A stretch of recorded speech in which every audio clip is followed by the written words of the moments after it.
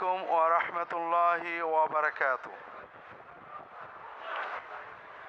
الحمد لله والصلاة والسلام على رسول الله وعلى آله وأصحابه أجمعين أما بعد. আসলে আমাদের আলোচ্য বিষয় ছিল শবে বরাত ও রমাদান। আমি রমাদান বিষয়টা ভুলেই গেছিলাম। এখন রমাদান বিষয়ে আলোচনা করা আমাদের খুবই প্রয়োজনীয়। এজন্য আমরা কিছু সময় রমাদান আলোচনা করব। তবে প্রশ্ন করার ক্ষেত্রে মনে রাখতে হবে, অন্য মানুষের ভুল ধরার জন্য, মানুষের সমালোচনার জন্য প্রশ্ন করতে হয় না। এতে প্রশ্নকারীরও কোনো সওয়াব হয় না, উত্তরদাতারও কাম হয় না। নিজে পালন করব, নিজে আমল আরও বাড়াবো, ঈমান বৃদ্ধি করব, এই নিয়েতে এই চেষ্টায় প্রশ্ন করবেন। প্রশ্ন করাও ইবাদত, উত্তর দিলেও আমাদের একটু আল্লাহ তাআলা হয়তো কিছু সওয়াব দিতে পারেন। যাই হোক, রমাদান মাস আসছে, মুমিনের জীবনের সবচেয়ে গুরুত্বপূর্ণ মাস, ইবাদতের মাস। যেহেতু অল্প সময়ে অনেকগুলো বিষয় দৃষ্টি আকর্ষণ করতে হবে, তাই অতি সংক্ষেপেই কয়েকটা বিষয় বলার চেষ্টা করব। আল্লাহ তাআলা তৌফিক দান করুন, আমিন। প্রথম কথা হলো,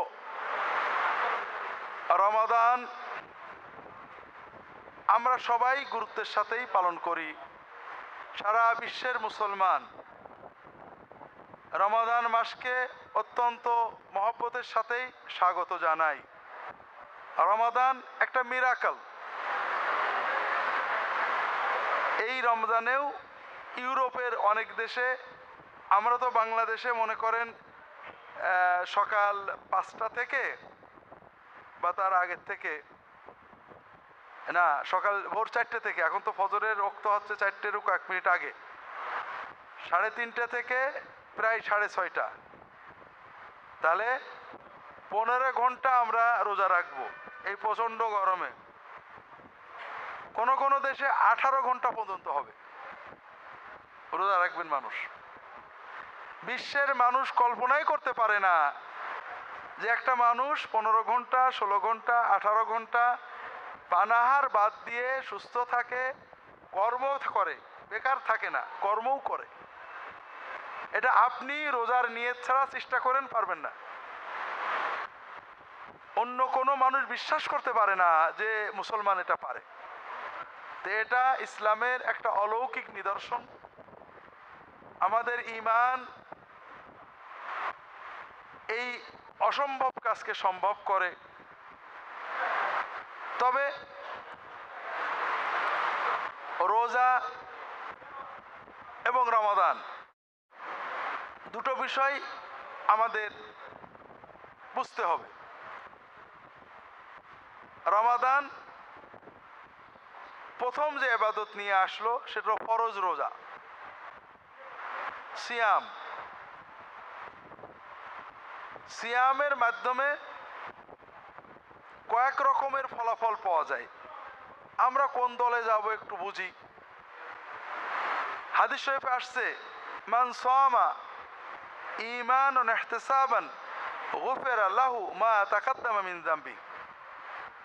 যদি ঈমানের সাথে, ইখলাসের সাথে, আল্লাহ তাআলার কাছে সওয়াবের দৃঢ় ইচ্ছা সহ কেউ সিয়াম পালন করে, আল্লাহ তাআলা তার পূর্ববর্তী গুনাহগুলো মাফ করে দেন। আবার অন্য হাদিসে রাসূলুল্লাহ সাল্লাল্লাহু আলাইহি ওয়াসাল্লাম বলছেন, রুব্বা সাইমিন লাইসা লাহু মিন সিয়ামিহি ইল্লাল জুউ ওয়াল আতাশু।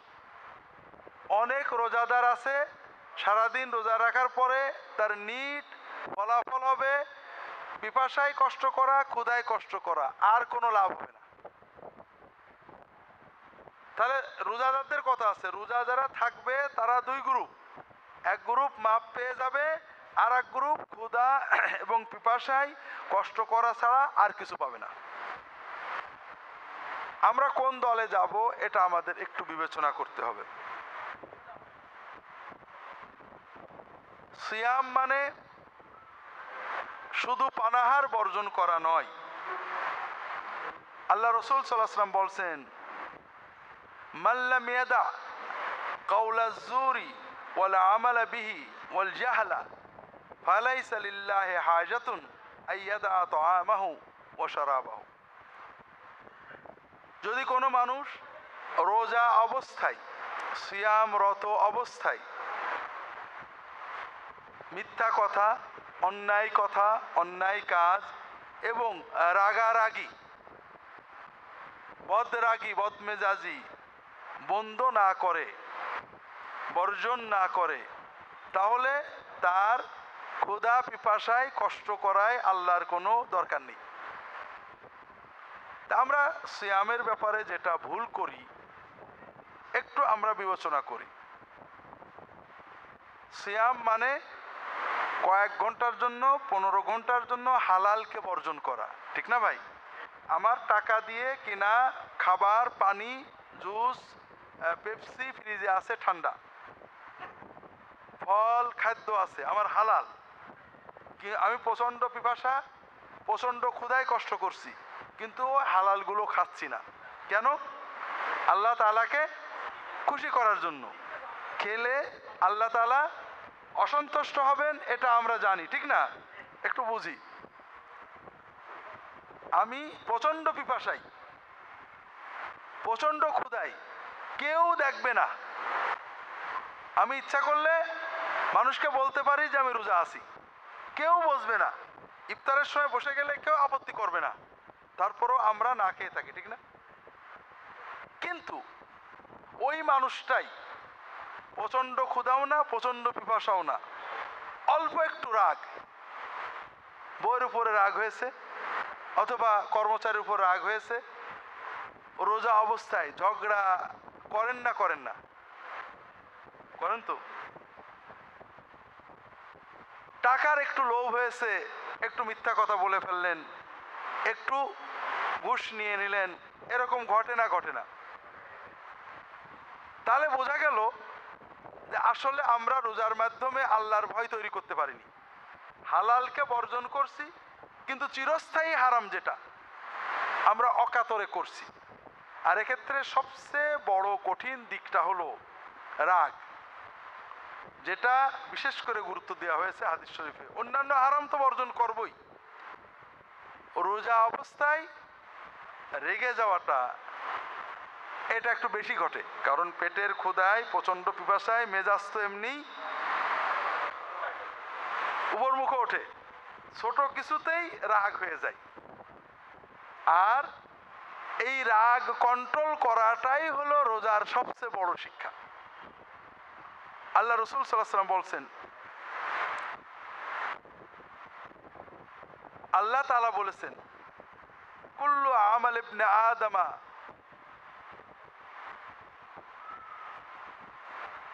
লাহু ইল্লা সাওম ফাইন্নাহু লি ওয়া আনা আজজি বিহি।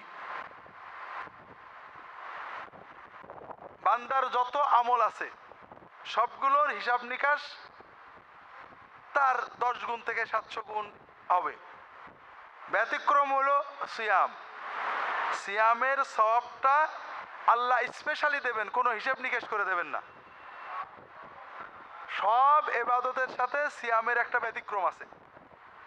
অন্যান্য সকল ইবাদত কেউ না কেউ দেখতে পাই, ঠিক না? আপনি জিকির করছেন তাও জিভে নটা বোঝা যায়, নামাজ পড়ছেন দেখা যায়। একটা মাত্র ইবাদত যেটা কেউ বুঝতে পারে না, সেটা কি? সিয়াম। আমার এক বন্ধু সিরিয়ান, আমার সাথে সৌদি আরবে রিয়াদে জামিয়াতুল ইমামে অনার্স পড়ছিল, অনার্স পড়ে চলে গেল। পরে আবার যখন বেড়াতে আসলো গল্প করলো যে সিরিয়া, আপনারা জানেন রুশ ব্লকের ভিতরে, রাশিয়ার সাথে সোভিয়েত যুগ থেকেই গভীর সম্পর্ক। সিরিয়ায় কিছু মাদ্রাসা আসছে, যে মাদ্রাসাগুলোতে রাশিয়া থেকে মুসলমান ছেলেরা এসে পড়তো। গর্বাচপের পেরেস্ত্রয়িকার পরে এই ছাত্রদের সংখ্যা বাড়ে। আমার বন্ধু বলল যে আমাদের মাদ্রাসায় যে সকল রাশিয়ান ছেলে মেয়েরা পড়তে আসে এরা গল্প করে যে আমরা আমাদের আব্বারা দাদারা 2-3 প্রজন্ম আমরা নামাজ না পড়লেও আমরা রোজা রাখি। মুসলমানেরা নামাজ পড়ে না কিন্তু রোজা রাখে। কারণ নামাজের সমস্যা হলো যে নামাজ লোকে দেখে ফেলতে পারে। আর সোভিয়েত ইউনিয়নের সংবিধানে জাত জাত ধর্মতাত্ত্বার ধর্ম পালনে কোনো বাধা ছিল না। তবে 18 বছর আগে কাউকে ধর্ম শিক্ষা দেওয়া নিষেধ ছিল, আইনত দণ্ডনীয়। দ্বিতীয়ত, কেউ যদি ধর্ম পালন করে তাহলে সে কমিউনিস্ট পার্টির মেম্বার হতে পারবে না। কমিউনিস্ট পার্টির মেম্বার হওয়ার জন্য নাস্তিক হওয়া শর্ত। আর কমিউনিস্ট পার্টির মেম্বার না হলে চাকরি বাকরি মিলবে না। যে কারণে মুসলমানরা নামাজ পড়তো না, দিন পালন করতো না। তবে রোজা কেউ তো দেখতে পারে না, পারে নাকি? কাজে রোজাটা রাখতো। তবে রোজা রেখে ব্যভিচার করলে যে রোজা ভাঙে এটা তারা জানতো না। কথা বুঝতে পারেননি? রোজা রাখতো কিন্তু রোজার মসলা তাদের জানার কোনো পরিবেশ ছিল না। যেটা বলছিলাম যে রোজা এমন একটা ইবাদত যে ইবাদতটা কেউ দেখতে পায় না। কারণ আপনি যদি রোজা রেখেছেন, সবার সাথে সেহরি খেয়েছেন, ইফতার করেছেন, মাঝে কিছু খেয়ে ফেলেন, কেউ দেখলো না, তাহলে আপনি শুধু আল্লাহর জন্যই এই 15 ঘন্টা না খেয়ে থাকলেন। এজন্য সবটা আল্লাহই দেবেন। এরপরে আল্লাহ তাআলা বলছেন আসামু জুন্নাহ, রোজা হলো ঢাল, পাপ থেকে আমাদের ঢাল। ইযা কানা ইয়াউমু সাওমি আহাদিকুম ফালা ইয়াফসুক ওয়ালা ইয়ারফুস ফাইন সাবাহু আহাদুন আও কাতালাহু ফালইয়াকুল ইন্নী ইমরুউন সাইম। রোজা হলো ঢাল, কাজেই তুমি যখন রোজা রাখবে তখন গুনার কথা বলবে না, নোংরা কথা বলবে না, রাগারাগি করবে না। যদি কেউ তোমার উপরে গায়ে পড়ে বোঝেন না, আমাদের দেশে বলে গায়ে পড়ে, আপনি কিছু বলেননি, সে গায়ে পড়ে একটা বাজে কথা বললো, রাগ করলো, এমন আচরণ করলো যে আপনার ভিতরে ক্রোধ এসে গেল। আপনি তখন বলেন যে সরি ভাই, আমি রোজা আছি, সরি আমি তোমার কথার উত্তর দিতে পারছি না, দুঃখিত, আমার রোজাটা নষ্ট করো না। কাজেই কোনো ইবাদতের কথা বলতে হয় না। কিন্তু কেউ রাগিয়ে দিলে অন্তত রেগে যে রোজা নষ্ট করার চেয়ে তাকে বলতে হবে যে ভাই আমি রোজা আছি। নিজের মনে নিজেকে বলতে হবে আমি রোজা আছি, রোজা নষ্ট করা যাবে না। কারণ রাগলেন মানে রোজাটা ভেঙে গেল, অর্থাৎ আল্লাহর কাছে সওয়াব বন্ধ হয়ে গেল। এই জন্য প্রথম বিষয় হলো ভাইরা, যে আমরা যখন রোজা রাখবো এই যে সার্বক্ষণিক আল্লাহমুখিতার চেতনা, এটা আমাদের আচরণে ফুটতে হবে। রাখবো না, অশ্লীল কথা, বাজে কথা, নোংরা কথা বলবো না, সকল গুনাহগুলো বর্জন করার চেষ্টা করব। এটা রোজার ভিতরে খুবই দরকার। দ্বিতীয়, রোজা শুধু বর্জনের নাম নয়, অর্জনও করতে হবে। রোজা অবস্থায় আমরা বেশি বেশি অর্জনের চেষ্টা করব, সওয়াব অর্জনের। রোজা রেখে আমরা অনেক সময় ঘুমিয়ে থাকি, টিভির সামনে সময় কাটাই, এটা দুঃখজনক। রোজা রেখে বিভিন্ন রকমের নফল ইবাদত বেশি করার চেষ্টা করব। বিশেষ করে রাসূলুল্লাহ সাল্লাল্লাহু আলাইহি ওয়াসাল্লাম রোজা অবস্থায় কয়েকটা ইবাদত আমাদের শিখিয়েছেন। তার প্রথম হলো কোরআন। প্রথম ইবাদত কি? কোরআন। কোরআন রাসূলুল্লাহ সাল্লাল্লাহু আলাইহি ওয়াসাল্লাম দুইভাবে রমজানে মিলাতেন। একটা হলো কোরআন তেলাওয়াত, সাধারণ তেলাওয়াত, আর একটা হলো রাত্রিবেলায় সালাতের ভিতরে কোরআন পড়া, কিয়ামুল লাইল, যা আমরা তারাবি বলি। রমজানে আমরা সবাই কোরআন পড়ব, কোরআন তেলাওয়াত করব। তবে এক্ষেত্রে আমরা সাধারণত কোরআন তেলাওয়াত করে বুঝি না। আমরা আগেই বলেছি আমরা সুযোগ খুঁজি। একজন বলল যে হুজুর আমার তো টুপি নেই, গরিব মানুষ, টুপি কেনার পয়সা নেই, টুপি ছাড়া কি নামাজ হবে? আমি বললাম হ্যাঁ হবে। ও লোকটা বললো আলহামদুলিল্লাহ, আর জীবনে টুপি কিনবো না। ঠিক তেমনই একজন বলল যে হুজুর আমি তো অমি মানুষ, কোরআন বুঝি না বুঝে কোরআন পড়লে কি সওয়াব হবে? আমি বললাম হ্যাঁ, কোরআন আল্লাহর কালামের মহব্বত নিয়ে পড়লে আল্লাহর কালাম মুখে উচ্চারণে জিকিরে সব তো হবে। আলহামদুলিল্লাহ, আর জীবনে কোনোদিন কোরআন বোঝার চেষ্টা করব না। কথাটা কিন্তু ঠিক হলো না। কোরআন বুঝে পড়া আল্লাহর হুকুম, কোরআন বুঝে পড়া রাসূলের সুন্নত, কোরআন বুঝে পড়া সাহাবীদের সুন্নত। সাহাবায়ে কেরাম আরব ছিলেন, তারপরেও 10টা আয়াত পড়ে তার অর্থ না বুঝে আমল আলোচনা না করে আর 10টা পড়তেন না। কাজেই কোরআন না বুঝে পড়া খেলাফে সুন্নত। কোরআন না বুঝে পড়াকে পূর্ণ তেলাওয়াত মনে করা বিদআত। কোরআন না বুঝে পড়াকেই পরিপূর্ণ তেলাওয়াত মনে করা। আল্লাহ কোরআন কারিমে বলেছেন বুঝে পড়া হলো হক তেলাওয়াত, কাজেই না বুঝে পড়া না হক তেলাওয়াত। কোরআন বুঝলে সওয়াব অনেক বেশি, ঈমান তাকওয়া বাড়বে। এজন্য আমরা বেশি পড়তে পারবো না। সবাই রমজানে কোরআন তেলাওয়াতের পাশাপাশি বোঝার অভ্যাস গড়ে। দুনিয়াতে সবচেয়ে সহজ বিজনেস হলো আল্লাহ তাআলার সাথে বিজনেস। আল্লাহ তাআলা বান্দার মনের আগ্রহ আর অন্তরের আন্তরিক চেষ্টা শুধু দেখেন। কতটুকু গিয়েছেন এটা বড় নয়। আপনি নিয়ত করেন আল্লাহ এই রমজানে নিয়ত করলাম কোরআন যতটুকু পরে একটু বুঝবো। আপনি এক পারা বুঝেছেন, সাধ্য মতো চেষ্টা করেছেন, আগামী রমজান পর্যন্ত খতম করেছেন। অথবা আপনি শুরু করেছেন রমজান পর্যন্ত বাঁচেননি, তার আগেই মারা গিয়েছেন, আল্লাহ তাআলার কাছে পরিপূর্ণ সওয়াব আপনি পেয়ে গিয়েছেন। কাজেই আমরা কোরআন তেলাওয়াত বেশি করি। যারা কোরআন তেলাওয়াত করতে পারেন না, তেলাওয়াত শেখার চেষ্টা করি, কোরআনের দিকে এক ধাপ এগোই। একেবারেই পারি না, বৃদ্ধ হয়ে গেছি, আজকাল তেলাওয়াত শুনতে পাওয়া যায়, তর্জমা সহ তেলাওয়াতও ক্যাসেট বা মেমোরি কার্ডে পাওয়া যায়। এগুলো অন্তত শুনবেন, বুঝবেন, অর্থ চিন্তা করবেন। আল্লাহ তাআলা আমাদের তৌফিক দান করুন। কোরআন সালাতের ভিতরে পড়া বা শোনা এটা রমজানের সুন্নত বড় আমল, যেটাকে আমরা তারাবি বলে থাকি। তারাবি মানেই ঝগড়া, ঠিক না? তারাবি মানে কি? তারাবি মানে আমাদের প্রশ্ন ইতিমধ্যে লেখা হয়ে গেছে, তারাবি 8 রাকাত না 20 রাকাত, ঠিক না? মুসলমান মাশাআল্লাহ ঝগড়া পছন্দ করে, যদিও আল্লাহ রাসূল সাল্লাল্লাহু আলাইহি ওয়াসাল্লাম বলেছেন, দুটো হাদিস শোনেন, মা দাল্লা কওমুন বাদা হুদান কানু আলাইহি ইল্লা উতুল জাদাল। একটা কওম হেদায়েতের পরে গোমরাহ হয় কেন? ঝগড়ার কারণে।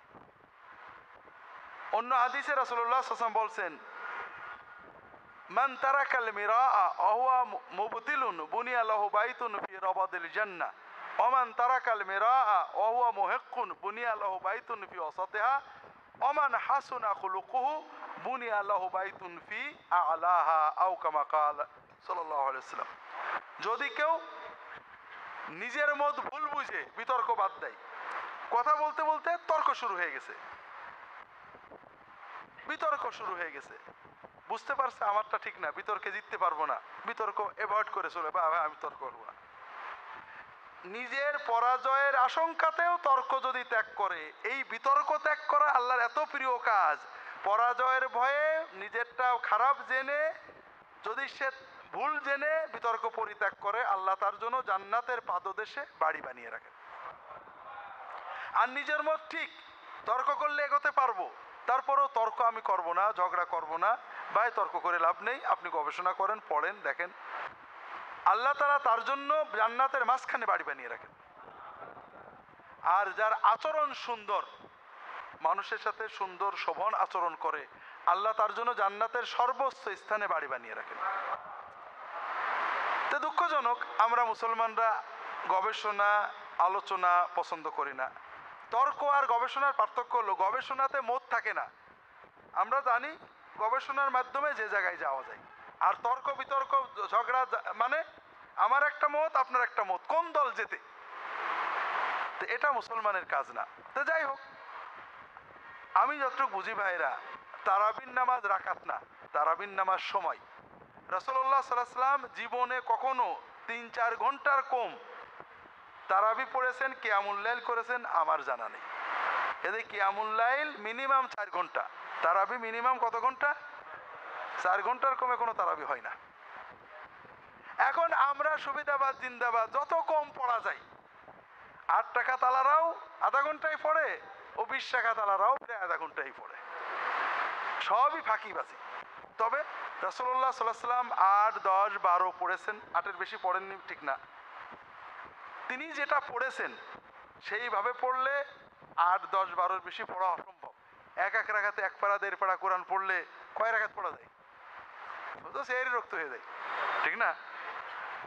সাহাবায়ে কেরাম 8 রাকাত পড়েছেন, 20 রাকাত পড়েছেন, সহিহ। তবে সকল অবস্থায় যখন 8 রাকাত পড়েছেন তখন, যখন 20 রাকাত পড়েছেন তখন ইশার পরে শুরু করতেন, সেহরির একটু আগে শেষ করতেন। আমরা ওমরের রাদিয়াল্লাহু তাআলা আনহুর 20 রাকাতের দলিল দিই মাশাআল্লাহ। ওমর রাদিয়াল্লাহু তাআলার সময় 20 রাকাত পড়া হতো, আমরা তো মাশাআল্লাহ দলিল দিই, ঠিক না? কিন্তু 20 রাকাতে ইশার পর থেকে ফজরের আগ পর্যন্ত পড়া হতো, এটা কিন্তু কেউ বলে না। তো এই জন্য ভাইরা, কিয়ামুল লাইলের মূল মাকসাদ হলো কোরআন শোনা। আমরা দুর্ভাগ্যজনকভাবে হাফেজরা এমনভাবে পড়াই যে কিছুই বোঝা যায় না। আপনি খতম তারাবি করবেন, আমাদের দেশে, আমাদের যশোর ঝিনাইদহ এলাকায় খতম মানে খুন করা।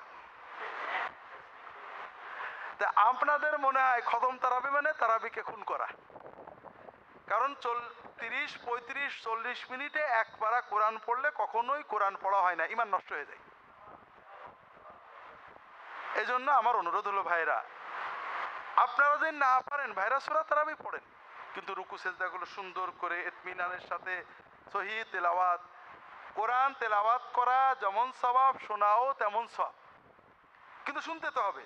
আমি বললাম আলহামদুলিল্লাহি রাব্বিল আলামিন, আপনি প্রত্যেকটা অক্ষর শুনলেন, ঠিক না? আলহামদুলিল্লাহ আমিন, আপনি কয়টা শুনলেন? তা আপনি শুনলেন না, তাহলে সওয়াব হবে কি করে? কাজেই হাফেজদের মূলত দোষ না ভাই, রাগ করেন না। কেন আমাদের দেশে ইমাম হাফেজদের নামাজ পড়াতে হয় কিতাবের মসলায় না, মুসল্লিদের মসলায়। ওরা তো বাধ্য। এই জন্য আপনারা যদি সম্ভব হয় আল্লাহর ওয়াস্তে কোরআনের সাথে বেয়াদবি করেন না। আমরা অনেক সময় দেখেছি তারাবিতে যদি 10 মিনিট সময় লাগে মুসল্লিরা বিরক্ত হয়ে যায়, কিন্তু তারাবি শেষ করে রাস্তার উপর দাঁড়িয়ে একটা জটলা বেঁধেছে, আধা ঘন্টা দাঁড়িয়ে থাকে, কষ্ট হয় না? খুব কষ্টের কথা ভাইরা। কত যুবক সারা রাত দাঁড়িয়ে মশার কামড় খেয়ে গান শোনে, টিকিট পায়নি, দাঁড়িয়ে গান শোনে। কার কার শোনে যুবকেরা জানে। তো সারা রাত 8 ঘন্টা গান শুনতে পারে আর দাঁড়িয়ে কোরআন শুনতে পারে না? যুবকেরা পারে। আমি বলি সৌদি আরবে অধিকাংশ মসজিদে তারাবি হয় 8 টাকা, কোন কোন মসজিদে হয় 20 টাকা। তবে সৌদি আরবের লোকেরা আলহামদুলিল্লাহ একটু বোকা, ঝগড়া বোঝে না। কেউ রফাদাইন করে, কেউ করে না, কেউ আমিন বলে, কেউ বলে না, কেউ হাত ঝুলিয়ে দেয়। কিন্তু মুশকিল হলো ওরা আমাদের মতো ইমানদার না, ঝগড়া করে না। ইমানের দাবি কি ঘুষি মারবে? একটু করে না। ওদের কাছে থেকে থেকে আমাদের ইমানও ভূতা হয়ে গেছে। তো যাই হোক, 8 টাকা 20 টাকা আছে, ঝগড়া নেই। তার রিয়াদে কিং খালেদ মস্ক নামে একটা খুব বড় মস্ক আছে, ওখানের ইমাম সাহেব 20 টাকা পড়েন। উনি আবার কয়েক রকম কেরাত পারেন।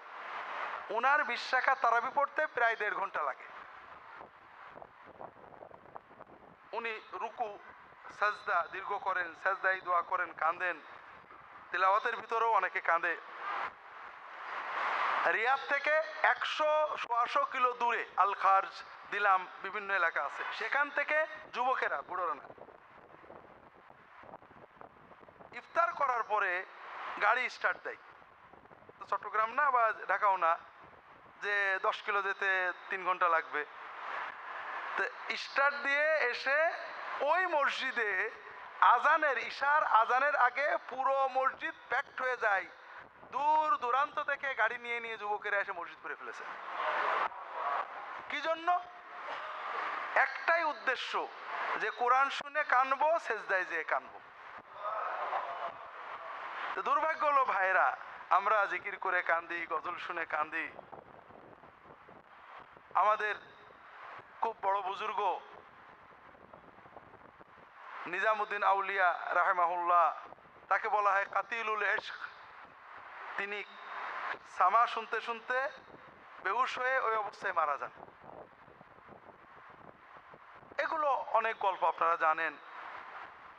কিন্তু রাসূলুল্লাহ সাল্লাল্লাহু আলাইহি ওয়াসাল্লাম কখন কাঁদতেন? কোথায়? সালাতের ভিতরে, সেজদায় চোখের পানিতে মাটি ভিজে যেত, দাঁড়িয়ে দাঁড়িয়ে কাঁদতেন, দাড়ি ভিজে যেত।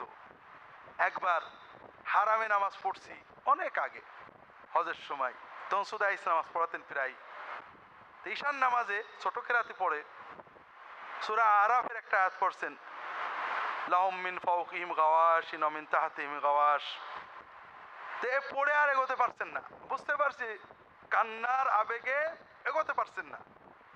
আবার রিপিট করছেন, মুসল্লিরা কাঁদছে, অনেকেই কাঁদছে, বোঝা যাচ্ছে কাঁদছে, শব্দ হচ্ছে না। এরপরে দুবার তিনবারের মাথায় উনি আয়াত শেষ করলেন। আমার সাথে একজন ছিল, বললাম যে জেকেরের কান্না, কাওয়ালির কান্না, গজলের কান্না তো অনেক দেখেছো, সালাতের কান্না শুধু হাদিসে পড়েছো, এটা এখনো হারামাইনে আছে। তো এটা আমরা যুবকেরা পারে, কিন্তু আমরা খেতে দিতে পাচ্ছি না। যে যুবক 8 ঘন্টা দাঁড়িয়ে গান শুনতে পারে, ক্রিকেট খেলা দেখতে পারে, সে যুবক 8 ঘন্টা দাঁড়িয়ে তেলাওয়াতও শুনতে পারে। এই জন্য আমার অনুরোধ হলো, যদি একান্ত কষ্ট হয় সূরা তারাবি পড়েন, কোনো গুনাহ হবে না। কিন্তু খতমে তারাবির নামে কোরআনকে খতম করে দিলে গুনাহ হবে, ঈমান নষ্ট হয়ে যেতে পারে। কারণ যে তেলাওয়াত করে, এটা তো অনেক জায়গায় কোরআনের অর্থ পুরো পাল্টে যায়, এক আয়াতের ভিতরে আর এক আয়াত ঢুকিয়ে দেয়। এজন্য কোরআনের আদব রক্ষা করে মহব্বতের সাথে একটু সময় বেশি দিয়ে যারা শুদ্ধ তেলাওয়াত করে, আমি অর্থটা না বুঝি, অন্তত প্রতিটি শব্দ, অক্ষর, মদ, গুন্না যেন আমার কানে ঢোকে, এইভাবে পড়তে হবে। তৃতীয় হলো, রমাদান মাসে রাসূলুল্লাহ সাল্লাল্লাহু আলাইহি ওয়াসাল্লাম আর একটা ইবাদত বেশি করে করতেন, সেটা হলো সাদাকা, দান, মানুষদের সাহায্যের জন্য হাত বাড়িয়ে দেওয়া।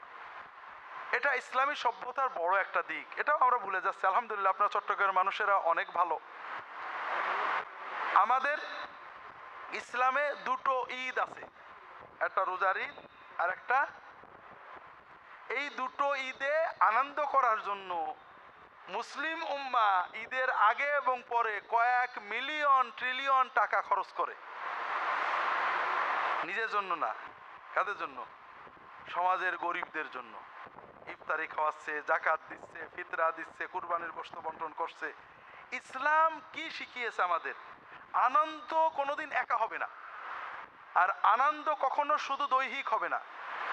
গরিব, দুঃখী, বিধবা ও প্রতিবেশী সবাইকে নিয়ে আনন্দ করো, একসাথে খাও, ইফতার করো, ফিতরা দাও, জাকাত দাও, তাদের মুখে হাসি ফোটাও, এটা তোমার বড় আনন্দ। এরপরে তুমি সেমাই খাও। আর আমরা এখন কিছু আনন্দ সেকুলার, যেমন পহেলা বৈশাখ আমাদের সেকুলার ঈদ, 31 নাইট আমাদের সেকুলার ঈদ। বলেন তো, পহেলা বৈশাখে কি দেওয়ার কথা আছে? যে পহেলা বৈশাখ উপলক্ষে গরিবদের শাড়ি বিতরণ হয়েছে, আছে নাকি? এটা হলো পাশবিক ঈদ, পশুত্ব, খাও খাও খাও। পহেলা বৈশাখে যদি শাড়ি কিনে দিতে না পারো, তাহলে দড়ি কিনে দিবা। অসভ্যতা কোথায় নেমেছে? ঈদেও মানুষ কাপড় কেনে, কিন্তু ঈদে শাড়ি না কিনলে গরিবের স্ত্রী গলায় দড়ি এরকম পাওয়া যায় না। কারণ কিছু মানবতা, কিছু হৃদয়ের কথা এই আনন্দে আছে। আমরা ছোটবেলায় পড়েছি, নাইবা হলো বসন ভূষণ এই ঈদে আমার, এখন তার নেই বোধহয়, তাই না? কবি নজরুলের গান। কিন্তু আমরা এখন মানুষের দেওয়ার আনন্দ, ত্যাগের আনন্দ আর বুঝি না, শুধু বুঝি ভোগের আনন্দ। যাই হোক, রমাদানের আনন্দ এটার একটা বড় অংশ ইফতার করানো। তবে আমরা ইফতার করানোতেও এখন স্বার্থপর হয়ে গেছি। বড় বড় অফিসার, মন্ত্রী, নেতাদের, বুদ্ধিজীবীদের দেখে ইফতার পার্টি করি। তো ভাইয়েরা, এদের ইফতার করায় খুব এত কিছু নেই। গরিব মানুষ প্রচণ্ড এই মে মাসে জুন মাসের ঈদে রিক্সা চালায়, রোজা রাখে, চট্টগ্রামে বোধহয় নেই, তাই না? আছে। যদি কিছু দিতে চান ওকে দিয়েন, যে তুমি 2 ঘন্টা রিক্সা চালাও না, এই তোমাকে 200 টাকা দিয়ে দিলাম, তুমি আজকে ভালো ইফতার করো। এইভাবে যদি করাতে পারেন, আপনার ইফতারির টাকা থেকে কিছু বাঁচিয়ে ওদেরকে দিন। আমাদের রমজান মাসে সবাই প্রশ্ন করে, রমজান মাসে বেশি খেলে হিসাব হয় না, আসে না? আমরা কি রমজান মাস হিসাব মুক্ত হওয়ার জন্য না সওয়াব বাড়ানোর জন্য? কাজেই যেখানে রমজান মাস না খাওয়ার মাস, সেটা হয়ে গেল বেশি খাওয়ার মাস। দিনে 15 ঘন্টা না খেয়ে থাকবো, এই কাফারা হিসেবে রাতে এমন খাওয়া খাবো যে পেট নষ্ট হয়ে যাবে। না ভাই, সারাদিন না খেয়ে থাকবো, রাতে স্বাভাবিক যেটা খাটে ওটুক খাবো, বাকি আমি চেষ্টা করব অন্যদের খাওয়ানোর জন্য। সেটা কারা? তেলা মাথায় তেল বেশি না। আমরা চেষ্টা করব সমাজের গরিব দুঃখী অসহায় বিধবা এতিম যারা হাত পাততে পারে না, এই রকম মানুষ খুঁজে তাদেরকে দেব, তাদেরকে ইফতারের টাকা দেব, এমনি সাহায্য সহযোগিতা করব। আল্লাহ তাআলা তৌফিক দান করুন, আমিন। আল্লাহ তাআলা তৌফিক দান করুন, আমিন।